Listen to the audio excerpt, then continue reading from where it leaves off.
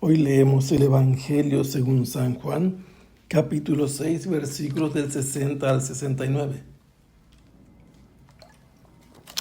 En aquel tiempo, muchos discípulos de Jesús dijeron al oír sus palabras: "Este modo de hablar es intolerable. ¿Quién puede admitir eso?". Dándose cuenta Jesús de que sus discípulos murmuraban, les dijo: ¿Esto los escandaliza? ¿Qué sería si vieran al Hijo del Hombre subir a donde estaba antes? El Espíritu es quien da la vida. La carne para nada aprovecha. Las palabras que les he dicho son espíritu y vida, y a pesar de esto algunos de ustedes no creen. En efecto, Jesús sabía desde el principio quiénes no creían y quién lo habría de traicionar. Después añadió: "Por eso les he dicho que nadie puede venir a mí si el Padre no se lo concede". Desde entonces muchos de sus discípulos se echaron para atrás y ya no querían andar con él. Entonces Jesús les dijo a los 12: ¿También ustedes quieren dejarme? Simón Pedro le respondió: "Señor, ¿a quién iremos? Tú tienes palabras de vida eterna, y nosotros creemos y sabemos que tú eres el Santo de Dios". Hemos leído el capítulo 6 del evangelista San Juan, que tuvo lugar originalmente en la región del noroeste del lago de Galilea, cuando la muchedumbre que se dirigía hacia Jerusalén para la Pascua se entretuvo viendo los signos que Jesús cumplía sobre los enfermos.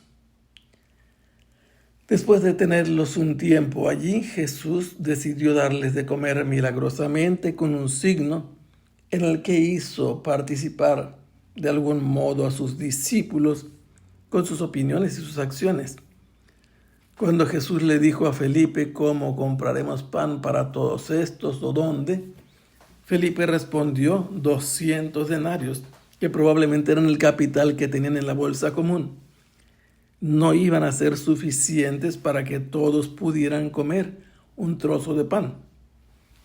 Andrés, que era paisano de Felipe, hizo notar la presencia de un joven vendedor de panes de cebada, que eran el pan de los pobres, y que tenía 5 piezas y además 2 pescados o 2 tortas de pescado. ¿Qué sucedió?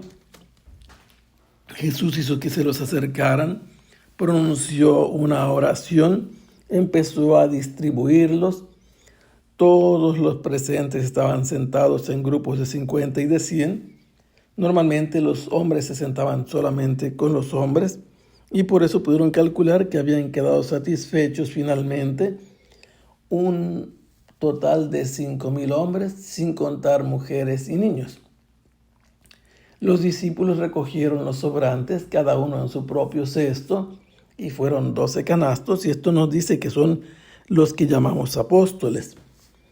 Después de esto, Jesús notó que estaba la gente emocionada al ver este signo y quería coronarlo rey, pensando que era el profeta esperado. Jesús, dándose cuenta de todo esto, hizo que los discípulos tomaran distancia, apartándose físicamente en la barca de ese sitio, y los hace que se dirijan hacia Cafarnaúm navegando, mientras que él pasa la noche haciendo oración. Y una vez que termine su oración, va a venir caminando sobre la faz de las aguas, sin hundirse, sin que el viento lo empuje, hasta alcanzar la barca, donde los discípulos estaban asustados, pensando que era Jesús un fantasma que se estaba acercando. Cuando él se identificó, intentaron subirlo a la barca, y en ese mismo instante llegaron a su destino. Al siguiente día, la muchedumbre vino a buscarlo y le preguntó por qué se habían embarcado después de haberlo buscado en la zona, y al no encontrarlo, abordaron las barcas procedentes de Tiberíades, que estaba más al sur. Y ya podemos calcular si eran varias barcas, que no eran 2 personas solamente las que vinieron a seguirlo, eran muchos. Jesús les dijo que trabajaran la obra de Dios en vez de trabajar por el pan perecedero, y ellos le preguntaron cuál era la obra de Dios. Y él les dijo creer en su enviado. Entonces le pidieron un signo recordando que Moisés en el desierto les había dado el maná. Jesús aclaró que ese maná se lo había dado el Padre del cielo y no Moisés. Y empezó a decir que él les iba a dar el pan bajado del cielo que da la vida eterna.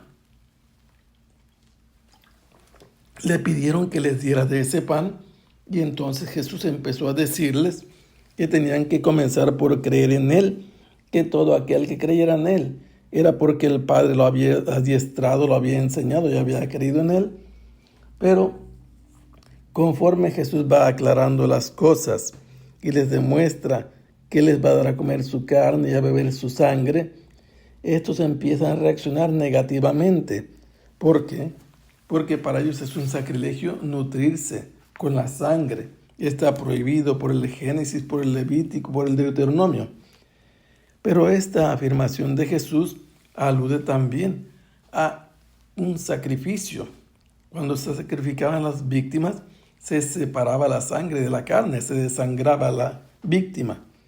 Y Jesús así les dice que va a suceder, porque Él va a ofrecerse en sacrificio, va a dar por ellos hasta la última gota de sangre. ¿Qué sucede? Que vuelve a insistir Jesús que les va a dar a comer su carne y a beber su sangre, y lo llega a decir tan crudamente que dice: el que mastica mi carne y bebe mi sangre tiene la vida eterna, porque mi carne es verdadero alimento, y el que come mi carne además permanece en mí y yo en él. Es aquí donde la iglesia empieza a hablar de la comunión con Jesús y les dice que Él es el pan bajado del cielo. Pero esta gente y algunos de los discípulos que oyeron estas cosas en la sinagoga de Cafarnaúm consideran que es intolerable lo que Jesús está enseñando y diciendo, que no se puede admitir eso. Y desde entonces, cuando Jesús se da cuenta que murmuran y se escandalizan, les dice: ¿qué sería si ustedes vieran al Hijo del Hombre subir a donde estaba antes? Les hace entender que las palabras que Él comunica son espíritu y vida, que la carne para nada aprovecha, y estos no quieren creer en Él. Ya Jesús, como siempre, los conocía desde el principio, varias veces lo dice el evangelista Juan, sabía quiénes eran y por qué no creían en Él. Incluso dice, sabía quién lo iba a traicionar. Por eso les dice nuevamente: les he dicho que nadie puede venir a mí si el Padre no se lo concede, si el Padre no lo ha instruido, si no ha tenido a Dios por maestro. Y la razón está clara. Lo dirá de otro modo con la parábola del buen pastor: solo sus ovejas lo reconocen. Desde entonces muchos discípulos ya no siguieron a Jesús, se apartaron de Él.